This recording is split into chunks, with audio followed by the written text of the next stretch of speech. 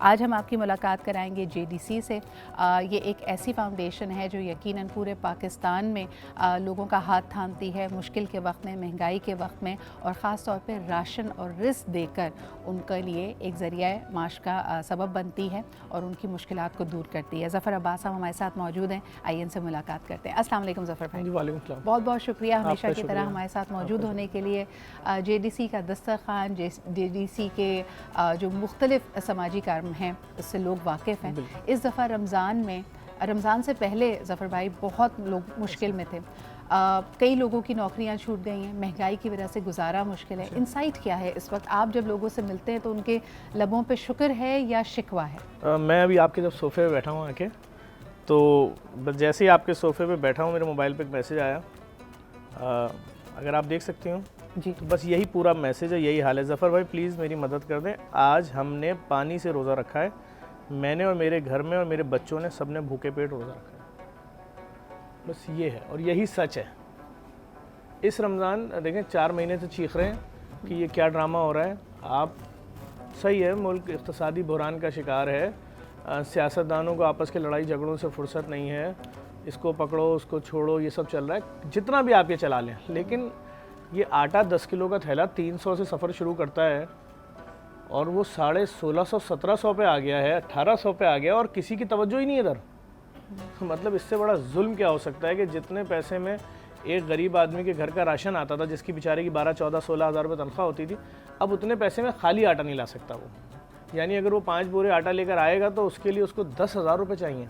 अच्छा, तकलीफ़ का मकाम है, लेकिन किसी ने अज़राहन मजाक कहा था कि इस वक्त आटे की बोरी सीमेंट की बोरी से ज़्यादा महंगी है, तो सीमेंट खा के मजबूत कौम बना लिया जाए। मैं अभी रात में मुझे बहुत सारे लोगों में देख रहा था पोस्टों के ऊपर सब एक दूसरे को मुबारकबाद दे रहे थे रमज़ान की, तो वहाँ एक साहब ने पोस्ट लगाई हुई थी कि रमज़ान का चांद तो आपके लिए हुआ है, मैं और मेरे बच्चे तो 3 महीने से रोज़े में। तो बात यह है कि क़यामत हो गई है लोगों के लिए, और आज इस वक्त न जाने कितने ऐसे लाख ख़ानदान होंगे जो हमारी इस वक्त की ट्रांसमिशन देख रहे होंगे और मेरी इस बात की तायद करेंगे कि उनको उठाया ही नहीं गया सुबह सहरी में उनकी फैमिलीज़ ने। सिर्फ इसलिए नहीं उठाया गया कि तुम्हें उठाएंगे तो खिलाएंगे क्या। तो सुबह उठ के पेरेंट्स ने सोचा होगा कि बेटा स्कूल चले जाओ, स्कूल का टाइम हो गया है, या उठा देंगे और बोलेंगे बेटा हमारी भी आँख नहीं खुली। और इस वक्त वो इस डिप्रेशन का शिकार होंगे कि रात में खाने में क्या देंगे। ये मैं आपसे 1-2 ख़ानदानों की बात नहीं कर रहा, मैं हल्फिया कह सकता हूँ, लाखों ख़ानदान जिन्होंने बगैर सहरी के रोज़ा रखा होगा। लोगों के हालात ही नहीं है। अभी आप क्या चाहती है, हुकूमत क्या चाहती है कि लोग अपने घरों में जो लोग मर रहे हैं भूख से, उनकी मैयतें निकाल के बाहर रखना शुरू कर दें? कोई पूछने वाला नहीं। अभी मैंने परसों नरसों बताया कि मुश्किल से हफ्ता हुआ होगा, एक बाप हमारे ऑफिस आया, उसने आके बोला कि मेरे बच्चे को दफनाना है, कब्र के पैसे दे दो। अच्छा ज़फ़र भाई, अभी हाल ही में मैं देख रही थी जब मिनी बजट आया तो ये बात दुरुस्त है कि अब कब्र पे भी मज़ीद टैक्स लग चुका है, कब्र भी बहुत महंगी हो गई। लेकिन बात सीधी सिंपल सी है, जो लोग फैमिलीज़ के एक्टिव लोग होते हैं, जो किसी रिश्तेदार के मरने पे फ़ौरन आगे बढ़ते हैं, लाओ मैं कब्र बुक करा दूँ। पहली बात तो ये कब्र है कहाँ, सबसे पहले तो हमें संजीदगी को देखना पड़ेगा कि आया 40 साल हो गए, मैं कराची की सिर्फ बात करूँ, 40 साल में कराची को कोई नया कब्रिस्तान दिया गया? हम जिस कब्रिस्तान पे जाते हैं लिखा होता है कि जी 1965 में भर चुका है, जी ये 1971 में भर चुका है। अब भाई बात ये तो फिर गोरकन कब्र कहाँ से निकाल रहा है? वो ये कर रहा है कि जिसकी भी फैमिली अभी भले कोई 2 महीने पहले दफन हुआ, लेकिन अगर 2 महीने में कोई नहीं आया उस कब्र को गायब कर देगा। गवर्नमेंट के खातों में भर चुका है, गोरकन माफिया वहाँ बैठी हुई है, टैक्स तो उस वक्त देंगे ना जब कोई रेट फिक्स होगा। भाई कब्र का रेट है 1300 रुपये, 10,000 रुपये, गोरकन कह रहा है फ्रंट की कब्र लोगे 8 लाख रुपए की है, अंदर की किसी सड़क की कब्र लोगे 5 लाख की है। तो अच्छा ज़फ़र भाई, ज़रा जिंदों के ज़िक्र की तरफ आ जाते हैं। मुझे ये बताएं कि हर दफ़ा हम प्रोग्राम करते हैं, इस दफ़ा रमज़ान से पहले हमारे यहाँ भी इस बात पे गुफ्तगू हुई कि गदागरी भी एक माफिया है। यानी हमारे यहाँ बार बार कहा जाता है कि रूरल एरिया से दूर जो पेशावर गदागर हैं वो इस माह मुबारक में पाकिस्तान में मुख्तलिफ़ बड़े शहरों और ख़ुसूसन साल भर का राशन लेके जाते हैं। अब जो आप जिक्र कर रहे हैं वो तो मुस्तहकीन है, सफ़ेद पोश हैं, उनमें और इन पेशावर गदागरों में फ़र्क कैसे जाना जाए? देखें, मैं ये बात मान नहीं सकता, मैं अपने ऊपर रख के सोच रहा हूँ कि मैं अगर एक मिडिल क्लास फैमिली से हूँ और कल को मुझ पे ये वक्त आ जाता है, और आया हुआ है, लाखों फैमिलीज़ पे आया हुआ है इस वक्त, तो क्या वो अपनी बीवी बच्चे बेटी बहू सबको बोलेंगे आओ निकल के भीख मांगे? मुमकिन ही नहीं है। वो अपने किसी रिश्तेदार के दरवाजे पे जाके ये जुमला बोल दें कि सिर्फ आटा दे दो 5 किलो, मर जाएंगे, इसकी में मर जाएंगे।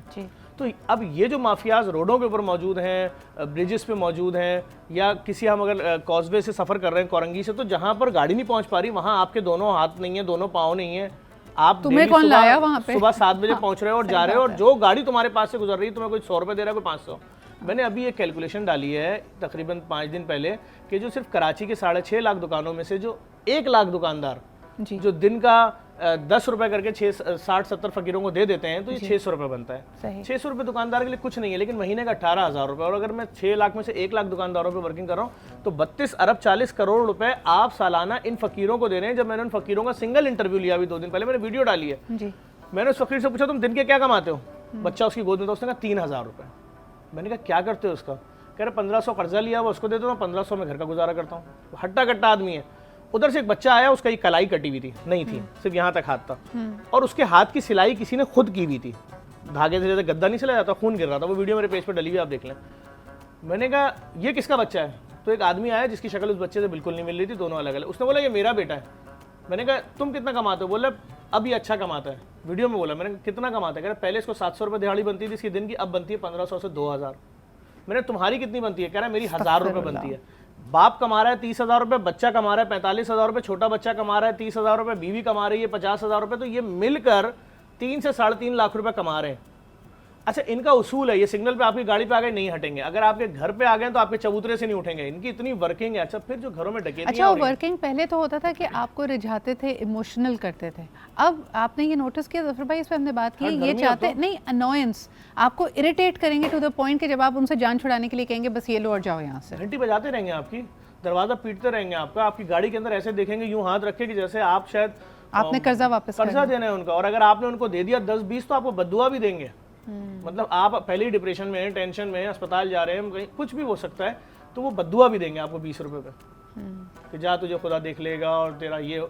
तो फिर गरीब का एहसास नहीं किया। मैंने लोगों को यही अपील की कि खुदा के वास्ते इनको मत दें, अपने रिश्तेदारों को दें, अपने अजीज़ अकारिब जो आपके दोस्त हैं। देखें ना, आज कराची का नौजवान बाइक पे सफ़र नहीं कर रहा। बिल्कुल सही। अच्छा जफ़र भाई, एक और बात बताइए कि आमतौर पर जब ज़कात देने का भी महीना है, कई लोग रमज़ान की वर्किंग करते हैं कि पूरे साल की ज़कात इस वक्त देंगे, सिर्फ राशन दे देना लोगों को जो कि यानी ज़रूरत है, इस वक्त ज़रूरत है ज़िंदा रहने के लिए भी, लेकिन वो खा के बराबर हो जाएगा, इन लोगों की वाकई हैंड होल्डिंग कैसे की जाए ताकि ये अपने पैरों पे खड़े हो सके? देखिए, मैं कोई मौलाना तो हूँ नहीं, लेकिन जहाँ तक मैंने सुना है, मैंने ये सुना है कि आप रकम उसको देंगे, उसका इख्तियार है, मजबूर आदमी का, उस गरीब का इख्तियार है कि वो उससे दवाई ले, राशन ले या कारोबार करे या जो कुछ भी करे बेचारा। अब मुझे ये ज़्यादा इसलिए नहीं मालूम कि मौलाना तो मैं कोई हूँ नहीं, लेकिन जो जितना मैंने सुना है कि हम पाबंद नहीं कर सकते, क्योंकि ये चीज़ तो उसका हक है, सही, वो फैसला करेगा ना कि भाई मैंने इससे इलाज कराना है या क्या कराना है। और लेकिन मैं इतना ज़रूर बोलूँगा कि हमें कुछ नहीं करना है, हमें अपने ख़ानदानों में सिर्फ उन रिश्तेदारों को देखना है जिनको हम अपनी तकरीबात में बुलाना पसंद नहीं करते, इसलिए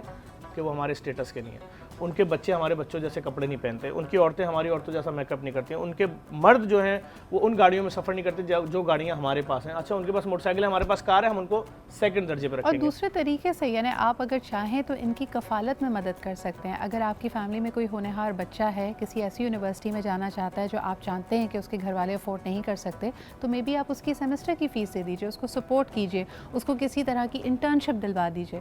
बहुत सारे तरीके लोगों की मदद करने के लिए, और इस वक्त लोग मदद के लिए आपके मुंतज़र हैं। और अल्लाह ताला के यहाँ बार बार ये इस्तिलाह दी जाती है। कल भी मैं एक गुफ्तगू सुन रही थी, बड़े अवामी अंदाज में बात की जा रही थी कि अल्लाह ताला के यहाँ नेकियों की सेल लगी हुई है, तो आप एक अगर नेकी करते हैं उसका आपको 70 गुना ज़्यादा इसका सवाब मिलेगा। तो ये तिजारत मेरे ख्याल में बेहतरीन तिजारत। ज़फ़र भाई हमारे साथ हैं और हमारे साथ इनकी गुफ्तगू जारी रहेगी। मुझे ये बताइए कि JDC से अगर कोई जुड़ना चाहे, कोई आपके साथ, ये मैंने कहा ना जैसे ये सेगमेंट है हय्या अलल फलाह, आप लोगों को फलाह की तरफ दावत दे रहे हैं, तो किस तरह मदद की जा सकती है, किस तरह जुड़ा जा सकता है JDC से? देखें, JDC इस वक्त तो हमारी मेन कैंपेन ये चल रही है कि अपने रिश्तेदारों को सपोर्ट करें, अपने मोहल्लेदारों को सपोर्ट करें, अपने दोस्तों को सपोर्ट करें, सबसे मेन चीज़ ये है। और अगर नहीं करते हैं सपोर्ट, अपने सगे भाइयों बहनों को सपोर्ट नहीं करते हैं, उनके बच्चे भूखे सो रहे हैं या बीमारियों में दर्द बर्दाश्त कर रहे हैं, तो क़यामत के दिन आप जितने अच्छे अमाल कर लें, सवाल ऐसा होगा कि जिसका जवाब आपके पास नहीं होगा और सारे मामलात आपके रुक जाएंगे। JDC ने अभी एक बहुत बड़ा काम किया जो पाकिस्तान की तारीख में शायद इससे पहले नहीं हुआ। इस वक्त एक माफियाज से जंग चल रही है हमारी। जब से कोविड आया है, एक पूरा सिस्टम बन चुका है जिसके अंदर हमारा कोई भी खून का टेस्ट होता है उसकी एक तो मालियत बहुत ज़्यादा हो गई है, और एक माफियाज हैं जहाँ अच्छी लैब है वहाँ पर माफियाज में, जहाँ अच्छे डॉक्टर हैं माफियाज में। एक नॉर्मल टेस्ट जो डॉक्टर लिख के दे रहा है उसके पैसे आधे उसी को गिफ्ट मिल जाते हैं लैब की तरफ से। क्यों भाई? क्योंकि जिस आप टेस्ट आप रेफर कर रहे हैं, हाँ, एक तरह से रेफरेंस दे रहे हैं ना रेफरेंस दे रहे हैं तो ना, उसकी कमीशन है अब। लेकिन अगर मेरे पास उस टेस्ट के पैसे नहीं तो फिर मैं तो मर जाऊंगा ना बगैर टेस्ट कराए। ना टेस्ट होगा ना इलाज शुरू होगा। हमने अभी एक वीडियो डाली जिसकी हमने पूरी में तहकीक की कि 10 रुपये वाला टेस्ट है जिसकी कॉस्ट HbA1c की कॉस्ट 10 रुपये आ रही है, मार्केट में 1800 का क्यों हो रहा है, 900 का क्यों हो रहा है। हेपेटाइटिस B-C का टेस्ट जिसकी कॉस्ट 30 रुपये आ रही है, मार्केट में 750 का। हमने वर्किंग की, हमने इस वक्त दुनिया की नंबर 1 कंपनी सीमेंस की मशीनें TLA प्लांट पूरा अमेरिका और जर्मनी से उतारा और नुमाइश औरंगी में जगह खरीदी कई सौ मिलियन की, और उस लैब का नाम रख दिया फ्री लैब। जो टेस्ट मार्केट में शायद 3 दिन में होके आते थे, जिनका रिजल्ट किटें लगती थी, हमने जदीद तरीन मशीन जिसमें रिपोर्ट आपके खून का सैंपल उठाएगा, रिपोर्ट उसकी तस्वीर खींचेगा, आपको नजर आएगा उस बार कोड की, और रिपोर्ट 3 मिनट में वो टेस्ट करके लाके रिपोर्ट दे देगा जिसकी टेस्ट जितना भी टाइम है उसके टेस्ट के रिजल्ट। लेकिन वो 3 मिनट में टेस्ट आपका हो जाएगा जिसकी कॉस्ट मार्केट में शायद 60-70 हज़ार रुपये फ्री में वो टेस्ट होगा आपका। और उसके हम कराची में तकरीबन 23 कलेक्शन पॉइंट बना रहे हैं ताकि लोग जिंदा रहें। और ये 3 दफ़ा जो टेस्ट होता है बीमारी के इलाज से पहले, दरमियान और आखिर, ये लोग इसमें मर जाते हैं। कहाँ से देंगे 30-30 हज़ार 90,000 रुपये टेस्ट के, फिर इलाज के, फिर ऑपरेशन के, फिर अस्पताल के बेड के। अच्छा, मैं चाहूँगी कि इसके बारे में सही मैसेज है ज़फ़रन, ये अभाम ज़रूर मौजूद है हमारे यहाँ। कई लोगों से जब मैं बात करती हूँ, पेशेंट समझता है कि गैर ज़रूरी टेस्ट डॉक्टर ने लिख के दिए हैं, लेकिन कोई भी टेस्ट गैर ज़रूरी नहीं होता। अपने मौलेज पे आपको इतना एतमाद रखना बहुत ज़रूरी है। लेकिन हाँ, ज़फ़र भाई की बात सही है कि इस वक्त परचेजिंग पावर कम होने की वजह से, लोगों की तंगदस्ती की वजह से, अगर ये आप टेस्ट नहीं करवा पाते तो JDC का ये इनिशिएटिव मौजूद है जहां आप जाके मुफ्त में अपने लैब टेस्ट करवा सकते हैं।